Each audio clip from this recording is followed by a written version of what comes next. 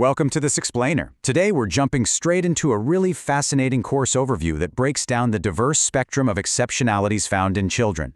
If you're an educator, a parent, or honestly just someone curious about how we support diverse learning needs, this gives us a fantastic structured look at what a comprehensive curriculum actually looks like. We're going to unpack the core categories of exceptionalities and explore the real, actionable strategies used to create supportive environments for every single unique learner out there. But first, let's kick things off by challenging our own assumptions for a second. Ask yourself right now, what does it truly mean for a child's development to be considered exceptional in an educational setting? I mean, often we hear that word and immediately jump to a single conclusion, right? Maybe we picture a student who's really struggling to keep up, or on the flip side, some kind of prodigy excelling way beyond their years. But the reality?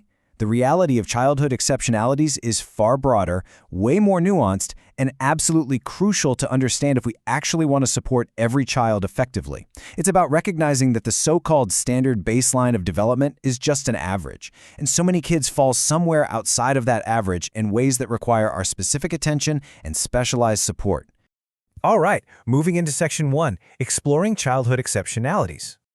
Right off the bat, this course makes it crystal clear that exceptionalities isn't just some narrow, one-size-fits-all bucket. Instead, we're looking at a vast spectrum that encompasses all sorts of different traits, conditions, and challenges. It's this beautifully complex landscape of human development. And grasping that sheer variety, that's the critical first step for anyone studying this material.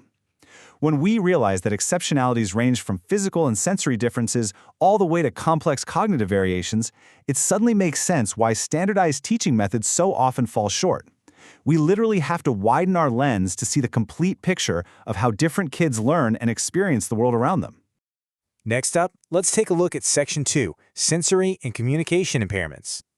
It's super interesting how the curriculum systematically groups these physical, sensory, and communication challenges together. We're talking about speech, language, hearing, and visual impairments. Think about how foundational these four areas are to a traditional classroom setup.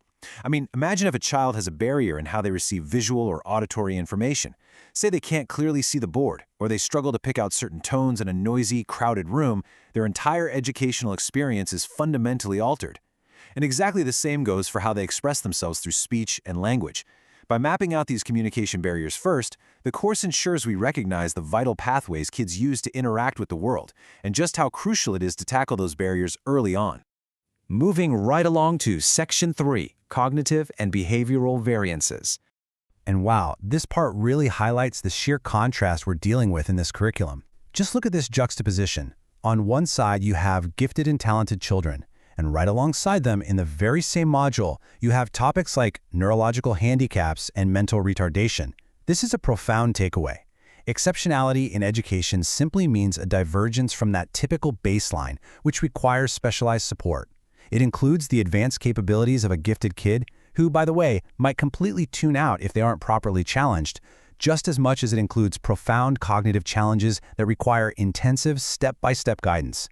Both ends of the spectrum need a highly tailored approach. They both need educators who know how to meet them exactly where they are. To complete that picture of cognitive and behavioral variances, the overview also dives deep into emotional, behavioral, and neurological handicaps. Because, exceptionalities aren't just about intellect or the physical senses. They're deeply tied to a child's emotional regulation. Think about a student who just cannot manage their reactions in a loud, chaotic classroom. That underlying neurological framework requires just as much attention as a physical impairment. Actually, scratch that, it might even require more patience, because a child exhibiting behavioral challenges isn't just acting out. They're almost always communicating an unmet need that they simply don't have the tools to manage yet. Recognizing the neurological why behind these behaviors allows us to step in with empathy and structured support, rather than just handing out discipline. Which brings us to Section 4, Developing Appropriate Strategies. So how do we actually do this? Well, the curriculum lays out this beautifully clear, logical pathway. First, step 1, you explore the wide array of exceptionalities to build that essential foundational knowledge. Then, step 2, you learn to identify the appropriate strategies for each unique situation, moving from theory into actual practice. And finally, this all culminates in the ultimate goal, step 3, working effectively with these children. It's essentially structured as a complete problem-solution journey. You aren't just sitting there memorizing textbook definitions. You're actively learning how to observe a child, understand their unique profile, and then carefully pull out the exact tools and interventions that will help them succeed. And this entire journey comes with a very specific promise. Upon completion, students will be able to, and I'm quoting here, identify appropriate strategies for working with children. This isn't abstract. The whole point of studying this vast spectrum, from giftedness to behavioral handicaps, is to equip you with practical know-how. When a teacher walks into a classroom or a parent sits down to help with homework, they don't need theory. They need concrete strategies. They need to know exactly how to adjust a lesson plan, modify the room, and communicate effectively with a child whose brain just works a little differently. Ultimately, what we're looking at here takes what could be a dense, heavy list of impairments and transforms it into a seriously actionable toolkit. And the relevance of this, it literally cannot be overstated. By clearly mapping out everything from sensory barriers to cognitive variances, this curriculum provides a fundamental roadmap for future educators, parents, and developmental professionals. It pushes us past merely identifying a problem straight into providing genuine, actionable support for the kids who need it most. Because when we shift our focus from just labeling a challenge to actually implementing a supportive strategy, we completely change the trajectory of a child's life. We give them the environment they need to not just cope, but to truly flourish. We've covered a ton of ground today and seen the incredible breadth of what makes a child exceptional. And we know for sure that targeted, appropriate strategies are the key to unlocking their true potential. Which leaves us with one final provocative question to consider.